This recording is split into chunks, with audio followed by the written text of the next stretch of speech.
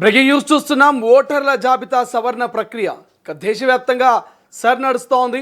ఈ నేపథ్యంలోనే కొంత ఎమినేషన్కి సంబంధించినటువంటి ఈ యొక్క దరఖాస్తు ప్రక్రియ కావచ్చు, లేకపోతే ఈ యొక్క ప్రాసెస్లో ఇటు బీపీఓలు కావచ్చు, లేకపోతే ప్రజలంతా కూడా ఇబ్బంది పడుతున్నట్టు తెలుస్తోంది. ప్రధానంగా ఎవరైతే మరి గైడ్ చేస్తున్నటువంటి వాళ్ళు కావచ్చు, సో గ్రామ స్థాయిలో కావచ్చు, జిల్లా స్థాయిలో ఉన్నటువంటి ఈ ప్రక్రియ నేపథ్యంలో కొంత ఇబ్బందులు ఎదురవుతున్నటువంటి పరిస్థితి మనకు కనిపిస్తుంది. అడ్రస్ కావచ్చు, లేకపోతే పేర్లు కావచ్చు, ఇట్లా చాలా ఇష్యూస్ అయితే ఫేస్ చేస్తున్నట్టుగా తెలుస్తుంది. సో ప్రస్తుతం ఈ ముద్రించినటువంటి ఫారాలతో ఓటర్లు ఇక తీవ్ర గందరగోళానికి గురవుతున్నట్టు తెలుస్తుంది. ప్రధానంగా తప్పుల తడకగా ఓటర్ల పేరు, ఇంటి నెంబర్లు, బూత్ వివరాలు కూడా ఉన్నట్టుగా తెలుస్తోంది. రైట్, ఒకసారి దీనికి సంబంధించిన పూర్తి అప్డేట్స్ తెలుసుకునేటువంటి ప్రయత్నం చేద్దాం. అసలు సర్ అంటే ఏంటి, ఏం జరుగుతుంది, ఎటువంటి ప్రక్రియ మొదలవుతుందండి మా ప్రతినిధి మూషం శ్రీనివాస్ ఫోన్ లైన్లో అందుబాటులో ఉన్నారు. సో మూషం, ఏం జరుగుతుంది, ఈ సర్కు సంబంధించి ఈ ఓటర్ల మరి సవరణ జాబితాకు సంబంధించి ఎటువంటి కార్యాచరణ మొదలైంది? శ్రీశైలం మనము గత 15 రోజులుగా చూస్తా ఉన్నాము. గ్రామ స్థాయి నుంచి మండల స్థాయి, జిల్లా స్థాయి, ఇటు రాష్ట్ర స్థాయి వరకు కూడా ఎలక్షన్ కమిషన్ అధికారులు, అటు బిఎల్ఓలు అలాగే బిఎల్జేలకు సంబంధించి ఓటర్ల సవరణ అనేది కొనసాగుతున్నటువంటి విషయం అందరికీ తెలిసిందే. ఇక ఈ యొక్క ఓటర్ల సవరణకు సంబంధించి 2002 ఓటర్ల జాబితాను ప్రామాణికంగా తీసుకోవడం జరిగింది. ఇక 2002లో ఇచ్చినటువంటి ఓటర్ల జాబితా ప్రకారం ఒకవేళ బిఎల్ఓలు ఏదైతే బూత్ లెవెల్ ఆఫీసర్లు అక్కడికి వెళ్ళినటువంటి సందర్భంలో అక్కడ వాళ్ళు లేకపోవడము, అక్కడ నుంచి ఇంకో ప్లేస్ ఏదో ఉపాధి కోసమో లేకపోతే కిరాయింపులో ఉన్నటువంటి వాళ్ళు అయితే అక్కడ నుంచి మారిపోవడము, లేదు అంటే ఒక ప్రాంతం నుంచి ఒక ప్రాంతానికి వలసపోవడము, ఏదో ఒకటి జరగడం వల్ల అక్కడ ఇబ్బందులు తలెత్తుతున్నటువంటి సందర్భం. మరొక వైపు ఏదైతే బిఎల్ఏలు బూత్ లెవెల్ ఏజెంట్లను ఆయా పార్టీలు, అన్ని పార్టీలు కూడా పెట్టుకుంటాయని ఆశించినప్పటికీ కూడా బూత్ లెవెల్ ఏజెంట్లను కూడా ఆ రాజకీయ పార్టీలు అయితే పెట్టుకున్నటువంటి సందర్భాన్ని అయితే మనం చూస్తా ఉన్నాం. రాజకీయ పార్టీలు ఒకవేళ బూత్ లెవెల్ ఏజెంట్లను పెట్టినా గానీ ఆ లోకల్లో ఉన్నటువంటి వారికి అంతో ఎంతో అవగాహన ఉంటుంది కాబట్టి దాని ప్రకారంగా ముందుకు వెళ్ళేటువంటి అవకాశం ఉండేది. ఒకవైపు బూత్ లెవెల్ ఏజెంట్లు లేకపోవడం, మరొక వైపు బిఎల్ఓలకు సంబంధించి ఆయా ప్రాంతాలలో ఉన్నటువంటి ఆ యొక్క ఓటర్ల దగ్గరికి వెళ్ళినటువంటి సందర్భంలో ఎదురవుతున్నటువంటి సమస్య.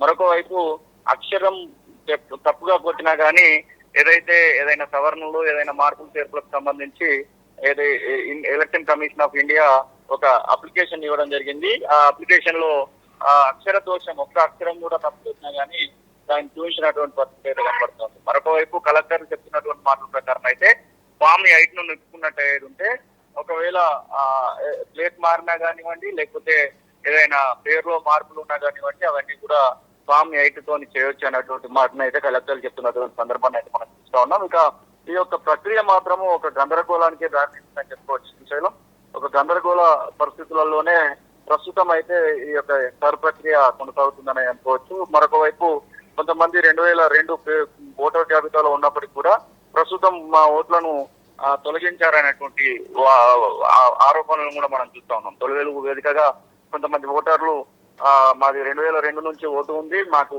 మొన్నటి ఓటు వరకు కూడా వేశాము, కానీ ఇప్పుడు మాకు ఓటు లేదు, కొత్తగా నమోదు చేసుకోవాలని చెప్తా ఉన్నారు. ఇది ఎక్కడ కరెక్ట్, ఎంతవరకు కరెక్ట్ అని చెప్పేసి వారు కూడా ప్రశ్నిస్తున్నటువంటి సందర్భాన్ని అయితే మనం చూస్తా ఉన్నాం.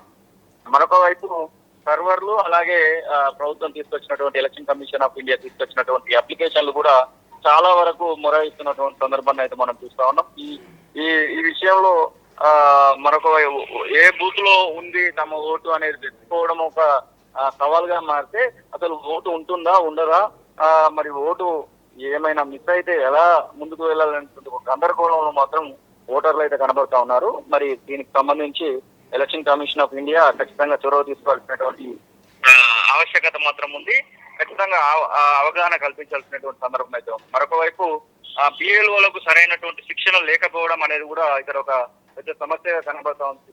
ఎందుకంటే వారికే సరైనటువంటి శిక్షణ లేకపోవడం వల్ల వారు ఎలా తప్పులకు సంబంధించినటువంటి విషయంలో, ఏదైనా ప్రశ్నలకు సంబంధించినటువంటి విషయంలో ఎలా సొల్యూషన్ తీసుకోవాలి అనేటువంటి ఒక ప్రశ్న వారికే ఉన్నటువంటి సందర్భాన్ని కూడా మనం చూస్తాం. కానీ ముషం ప్రధానంగా ఈ ఓటర్ల జాబితా సవరణతోటి ప్రజలు ఏదైనా ఇబ్బంది పడతా ఉన్నారా? ప్రజల నుంచి ఎటువంటి ఫీడ్బ్యాక్ వస్తుంది ఈసారి మీద?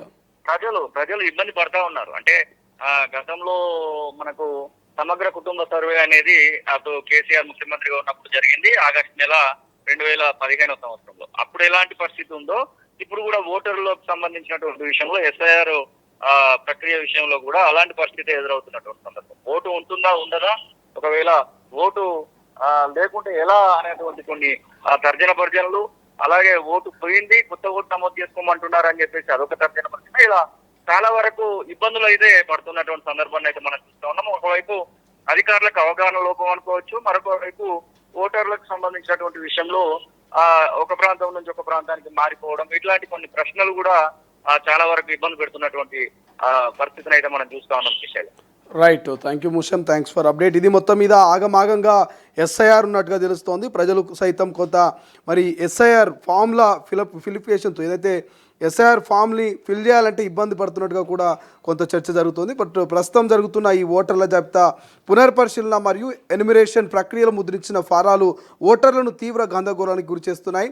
చాలా చోట్ల పంపిణీ చేసిన పత్రాలలో ఓటర్ల పేర్లు, ఇంటి నెంబర్లు, పోలింగ్ బూత్ వివరాలు తప్పుల తడకగా వచ్చాయి. బూత్ లెవెల్ అధికారులు BLOలు ఒంటరిగా ఇళ్లకు వెళ్ళినప్పుడు ఈ తప్పుల వల్ల ఓటర్లను గుర్తించడం కష్టంగా మారుతోంది. ఇక రాజకీయ పార్టీలు నియమించాల్సిన బూత్ లెవెల్ ఏజెంట్లు BLA మరి క్షేత్రస్థాయిలో అందుబాటులో లేకపోవడం ఈ సమస్యను మరింత తీవ్రం చేస్తోంది.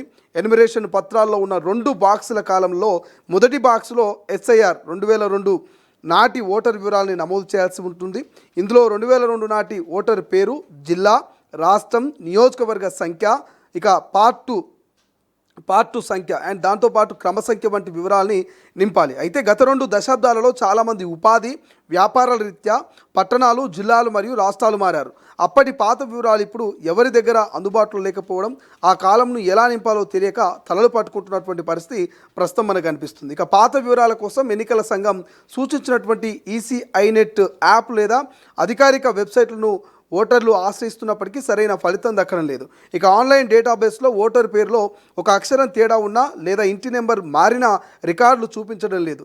దీనికి తోడు గతంలో ఉన్న ఇల్లుకు కొత్తగా నెంబర్లు రావడం, వందలాది పోలింగ్ బూతుల కేంద్రాలు మరియు నంబర్లు పూర్తిగా మారిపోవడంతో తమ ఓటు ఏ బూత్లో ఉందో వెతుక్కోవడం ఓటర్లకు పెద్ద సవాలుగా మారింది.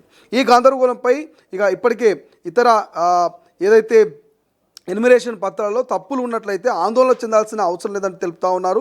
ఓటర్లు తమ పరిధిలోని బూత్ లెవెల్ అధికారులు BLOలను సంప్రదించి వారి వద్ద అందుబాటులో ఉండే ఫారం 8ను నింపడం ద్వారా పేర్లు, చిరునామాలు మరియు ఇతర వివరాలని సేకరించుకోవచ్చని సూచిస్తున్నటువంటి పరిస్థితి అయితే మనకు కనిపిస్తుంది. బట్ ఏదేమైనప్పటికీ కొంత ఆగమాగం అన్నట్టుగానే ఈ యొక్క సర్ ప్రక్రియ సాగుతున్నట్టయితే ప్రస్తుతం మనకు కనిపిస్తుంది. బట్ చూడాలి దీని మీద మరి కేంద్ర రాష్ట్ర ప్రభుత్వాలు మరి బూత్ లెవెల్లో ఏజెంట్లను నియమిస్తూ సక్రమంగా ఈ ప్రక్రియను పూర్తి చేసే ప్రయత్నం చేస్తాయా, లేకపోతే దీనికి ఇంకేదైనా ఆల్టర్నేటివ్ సొల్యూషన్ వెతికేటువంటి ఆలోచన చేస్తుందని. బట్ ఇప్పటికైతే ఇక ఈ SIRకి సంబంధించినటువంటి ఈ ప్రక్రియ కొంత గ్రామీణ ప్రాంతాల్లో ఇబ్బందికరంగానే మారిందంటూ కొంత ఫీడ్బ్యాక్ వస్తున్నటువంటి పరిస్థితి ప్రస్తుతం కనిపిస్తోంది.